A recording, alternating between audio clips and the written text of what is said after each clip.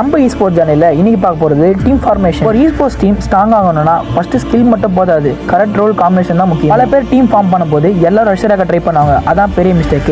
ஒரு பர்ஃபெக்ட் டீம்ல ஒருத்தருக்கும் ஒரு ரோல் இருக்கும், அதை சொல்ல போறேன், வீடியோ ஃபுல்லா பாருங்க. ரஷர் டீம்ல என்ட்ரி கொடுக்கணும், ஃபர்ஸ்ட் நாக் எடுக்கணும், ஃபியர் இல்லாம ரஷ் பண்ணணும், ஆனா பிளைண்ட் ரஷ் பண்ணக்கூடாது. கேம் சென்ஸ் ரொம்ப முக்கியம். ஒரு நல்ல ரஷர் இருந்தாலே போதும், டீமோட கான்ஃபிடென்ட் பீக் லெவல்ல இருக்கும். ரெண்டாவது ரோல் சப்போர்ட் பிளேயர். ரஷருக்கு பேக் கொடுக்கணும், யூட்டிலிட்டி யூஸ் பண்ணணும், கவர் கொடுக்கணும். டீம் சர்வே காரணமே இவன். ஸ்னைப்பர், அதாவது லாங் ரேஞ்ச் டிஸ்டன்ஸ்ல எனிமியை பிக் பண்ணி இன்ஃபர்மேஷன் கொடுக்கணும். ஒரு பர்ஃபெக்ட் டீம் ஷாட் தான் ஹோல் ஃபைட்டே சேஞ்ச் பண்ணும். பர்ஃபெக்ட் ஷாட் தான் ஃபர்ஸ்ட் நாக் அவுட். ஃபர்ஸ்ட் ஒரு டீம்ல ஒரு நாக் அடிச்சாலே போதும், ஸோ ஈஸியா ரஷ் பண்ணி அந்த டீமை ஒய்ப் பண்ணிடும். ஒன் அண்ட் ஒன்லி ஐஜிஎல், அதாவது கேம் லீடர். இந்த ரோல் தான் பிரெயின் ஆஃப் த டீம். யார் புஷ் பண்ணணும், யார் ஹோல்ட் பண்ணணும், எப்படி ரொட்டேட் பண்ணணும், எல்லாமே டிசைட் பண்றது இந்த ஒரு ஐஜிஎல் தான். கிட்ட எவ்வளவு நல்ல கேம் பிளே இருந்தாலும் கம்யூனிகேஷன்லாம் உங்க டீம் ஒண்ணுமே இல்லை. டீம் ஸ்ட்ராங்கா இருக்க காரணமே டெஸ்ட் இருக்கணும், ஈகோ இருக்கக்கூடாது, பிராக்டிஸ் ரெகுலரா பண்ணணும், ஒரு கிளியர் மைண்ட் செட் இருக்கணும். e-sportsல எப்பயுமே சோலோ ஹீரோ யாருமே கிடையாது, ரியல் சாம்பியன் டீம் தான்.